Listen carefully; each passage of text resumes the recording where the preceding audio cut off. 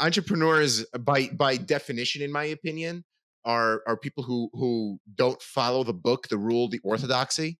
Welcome to the Ecom Show podcast. I am your host, Andrew Maff, owner and founder of BlueTuskr. From groundbreaking industry updates to success stories and strategies, get to know the ins and outs of the e-commerce industry from top leaders in the space. Let's get into it.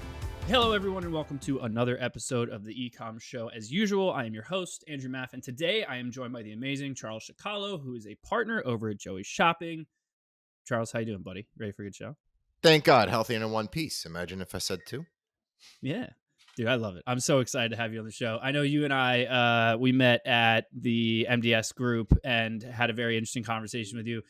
Ton of stuff to get into, but I always kind of like to let's just clear the air, give you the land, tell everyone a little bit about your background, how you got started with Joey Shopping, and we'll take it from there.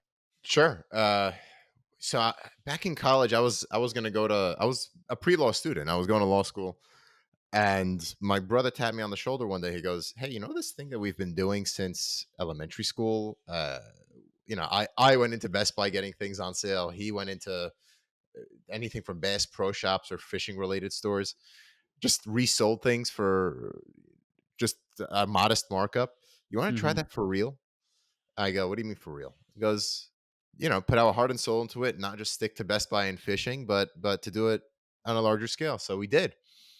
And mind you, this is the brother that I was partners with selling Coca-Colas in elementary school, quote unquote, against the rules.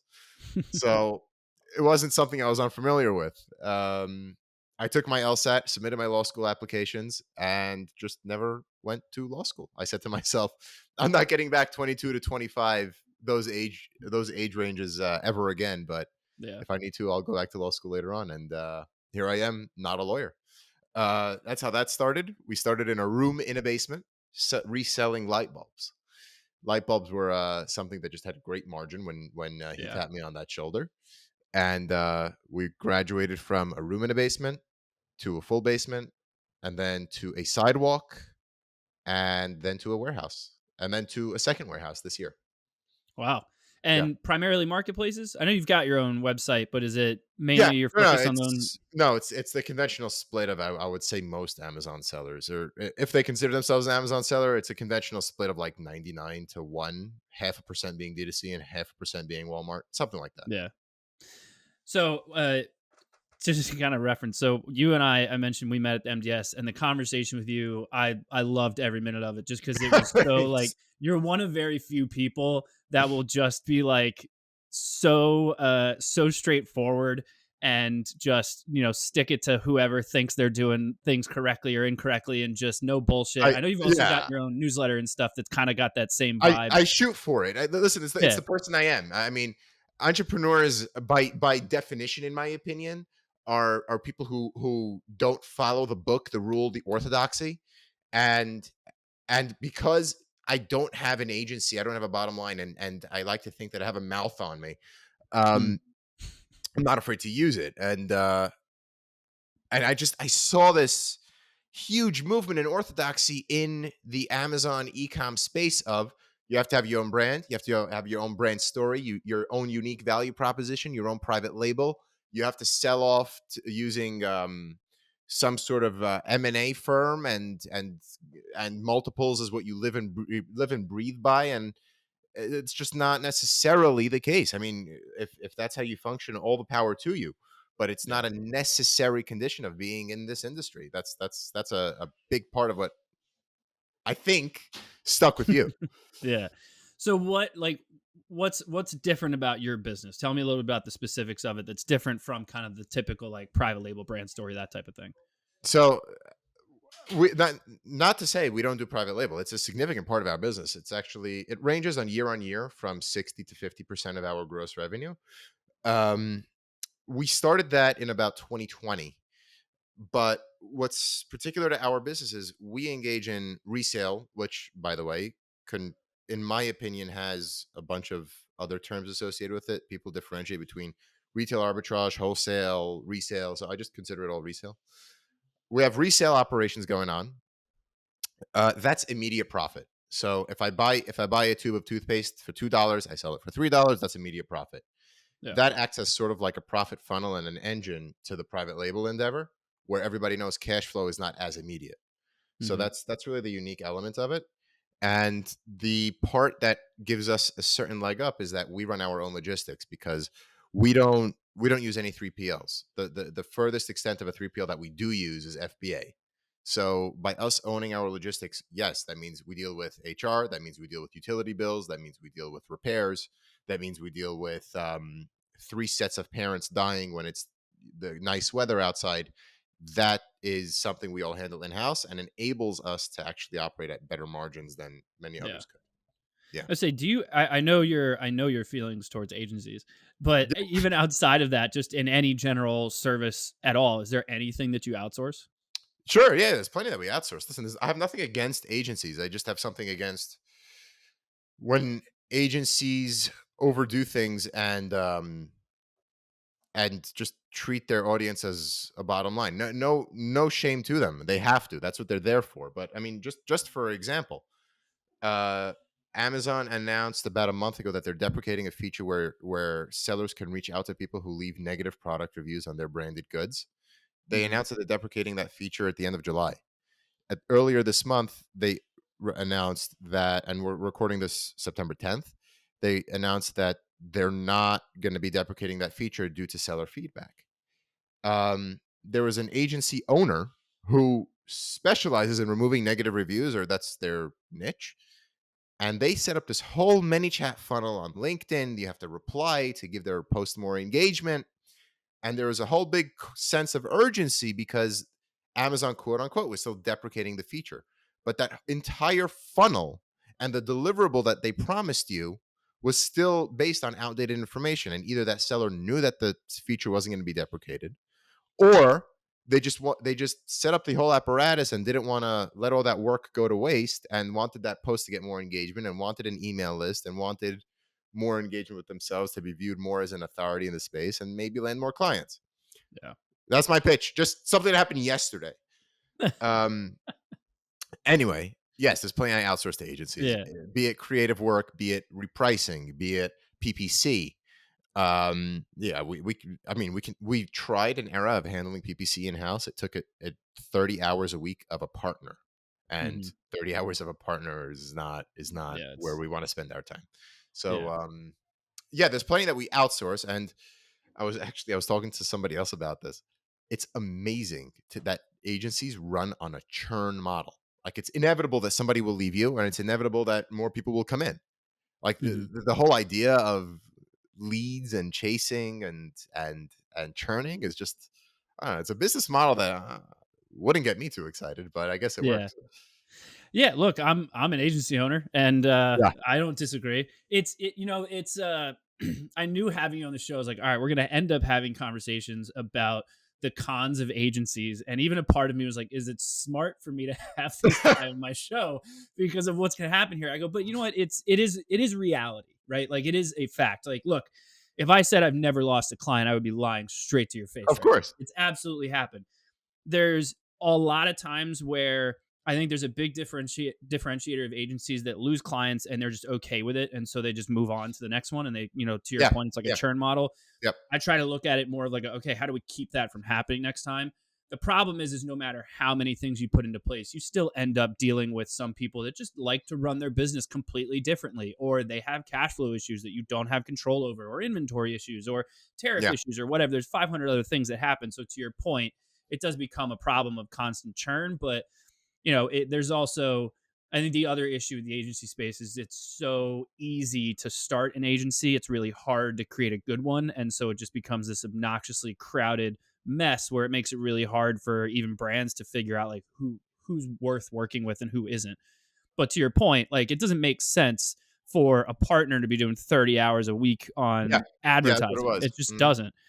But at a certain point, it does make sense for pretty much everything to eventually be brought in house once you get to a certain size, even at that. I don't know. I don't know about that. Maybe just because I'm not that at that level, but maybe. I mean, I guess if you develop your SOP, but If I don't you know if you're if you get a factoring in the skilled development of the. person, let's Yeah, say 30, you were 30 hours a week for a partner for paid ads, right? right, right. Why not hire someone internally to just run that for you, put your own SOP together, and have them do it so you're not paying an agency? Because the SOP is 'Cause not free. The SOP and especially the way you want it is going to take time and development. true, but if you put the effort into putting that SOP together, you can eventually let your agency go. You're now saving the money on not only the retainer of the agency, but potentially the time of dealing with the agency. And if they've got you as a percentage of spend, kind of makes your margins a little bit better as well. Yeah, but a price that again we can't put a dollar amount on because everything is different. Is the development of that SOP, potential errors because of developing that SOP, Mm, as opposed to just keeping it with somebody who has a lot more experience than you do in the field and letting them handle it. true. Yeah, that's my feeling. That's my Yeah. feeling. And look, I'm all for it. I'm an agency. Yeah, and but again, yeah, yeah, nothing against them, nothing against yeah, agencies, just something against agencies claiming to deliver value and just treating you as another number. yeah. That's No that. That doubt. was my whole pitch. That is my whole pitch. Yeah, I'm just a seller, and I just I like to adopt a sort of grow in public um, mentality out there of saying this is me as a seller, and this is stuff that pains that I hit this week, and it may yeah. not be relevant to everybody, but something that they do know is I'm not going to try to get you on a discovery call. Is your e-commerce business experiencing falling revenue? BlueTuskr has helped many brands like yours excel. Unlike other marketing partners, BlueTuskr leverages a team of specialists to ensure every strategy is created and executed toward your business growth. As an extension of your marketing team, BlueTuskr prides itself on helping to fill in the gaps and develop strong omni-channel strategies to diversify your business from the rest. Ready to scale your marketing initiatives? Visit their website, bluetuskr.com. That's BLUETUSKR.com. So you mentioned today's the 10th. So you and I are at Accelerate next week. Yeah. This won't air until after Accelerate. So assuming that you're accurate, what do you Okay. think? Any new stuff you're expecting them to discuss next week that they'll be launching soon Well, I've been or selling on changing? Amazon 15 years. I'm 29 years old. I've been selling on Amazon 15 years. The first time I'm going is next week, which is pretty exciting. Oh, really? Yeah. All it took was for them to sponsor my ticket, but that's a good Oh, there you cherry on top. go. Um, am I expecting them to announce anything in particular? So it's been a long theory of mine dating back to the announcement of Buy with Prime, and then even this year in February or so, featuring outbound links on Amazon directly to D2C sites. Um, as far back even 2 years ago, I'm remembering now when they updated the entire storefront to just be more graphically engaging and hmm a lot more brand centric. That all of this is building up and mounting a defense against their antitrust monopolistic practices lawsuit. I think we're going to see more of Amazon trying to make it like they're empowering brands to tell their own story and to make it a brand centric platform. I don't think it'll be anything significant. I think it may be like will allow you to put a logo in the top left corner of your main image, Yeah. or it'll just be beefing up their case to say that we allow brands more differentiation.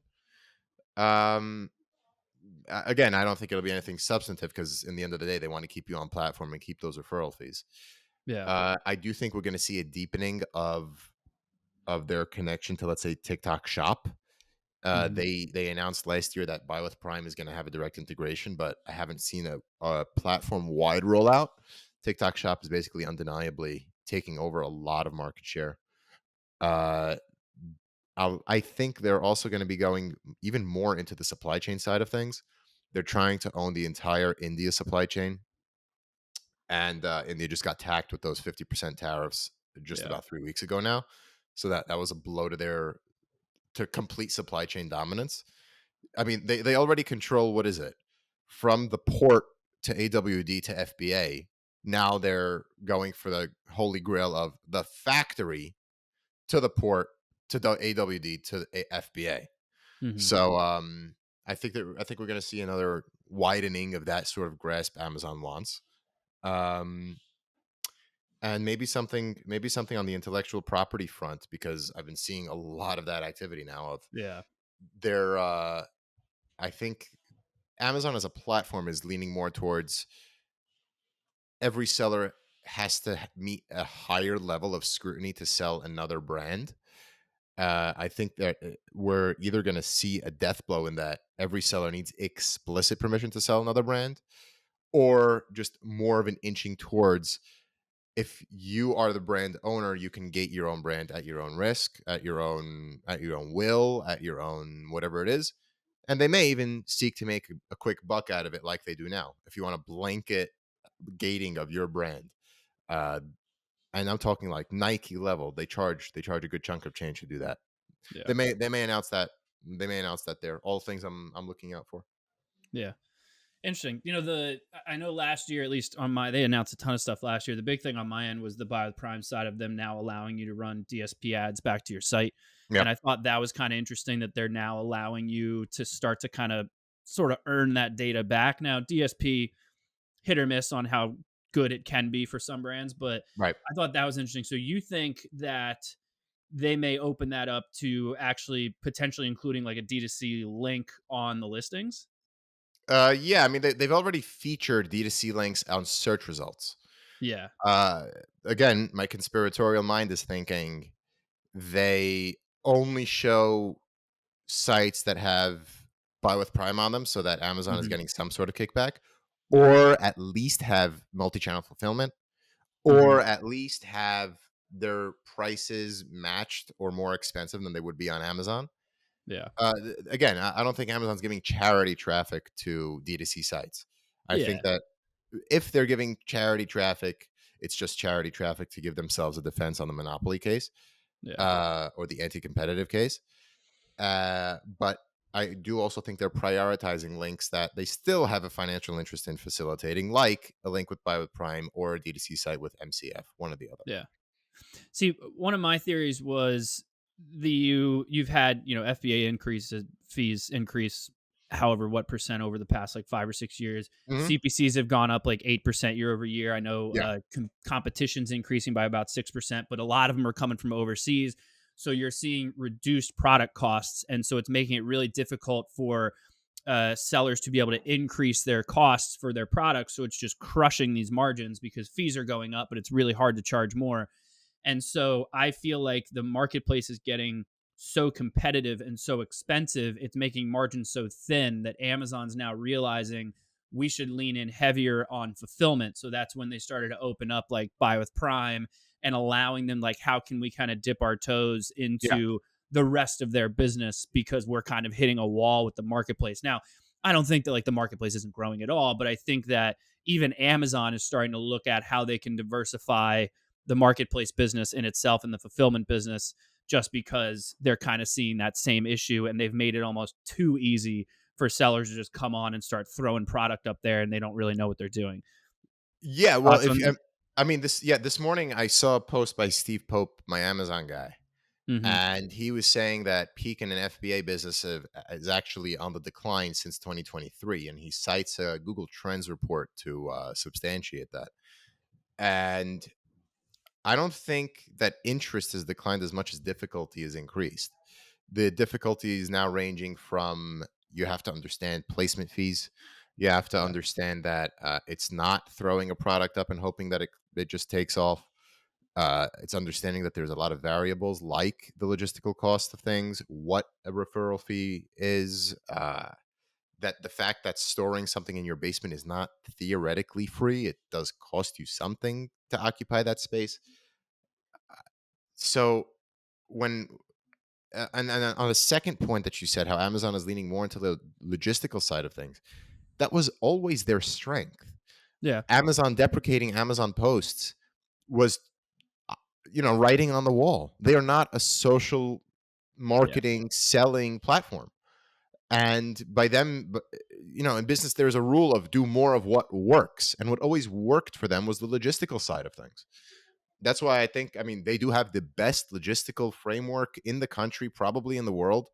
And a different tangent, if you want to take this route, I think the only threat that logistical apparatus takes is Walmart. Walmart with their locations, I Yeah. think, holds the only lever to put Amazon's logistical dominance at risk. Right now, they either not doing it or not doing a good job at all in doing it. But yeah, those are two thoughts that I have on Yeah. that spiel. Well, Walmart's always been like the redheaded stepchild. They're always like 10 steps behind Amazon. So you think that Walmart will start to give Amazon a run for its money, at least from a fulfillment No, perspective?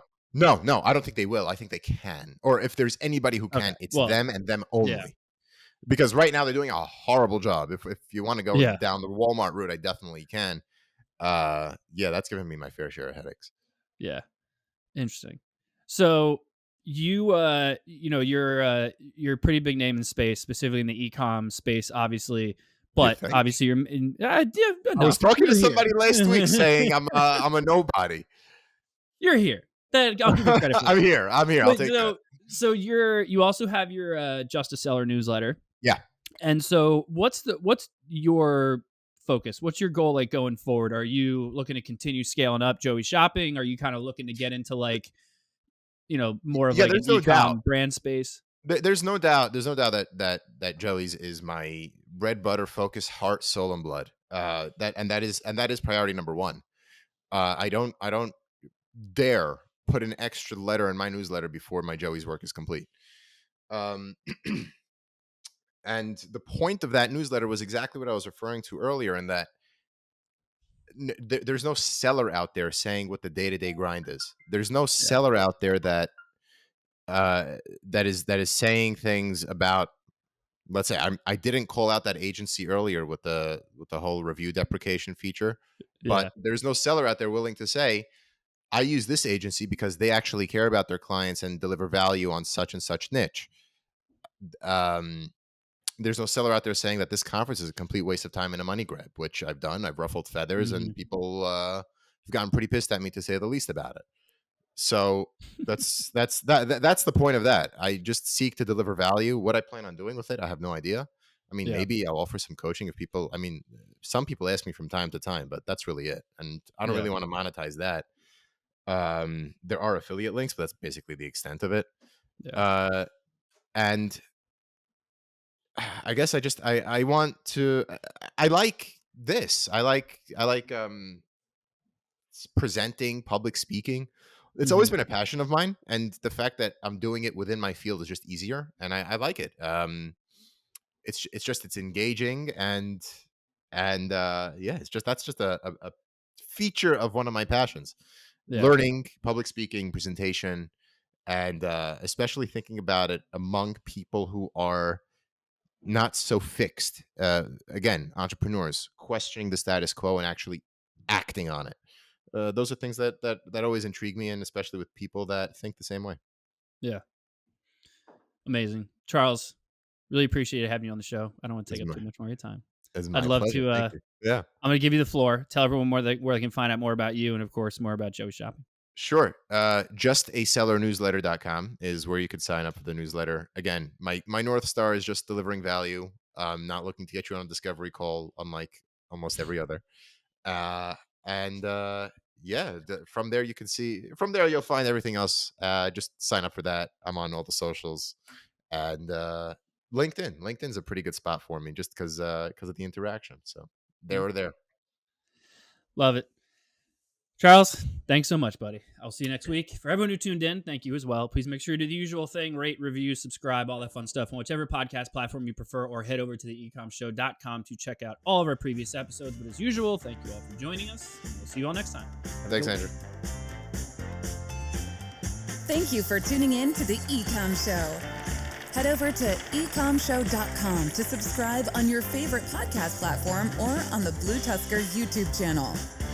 The Ecom Show is brought to you by BlueTuskr, a full-service digital marketing company specifically for e-commerce sellers looking to accelerate their growth. Go to BlueTuskr.com now for more information. Make sure to tune in next week for another amazing episode of The Ecom Show.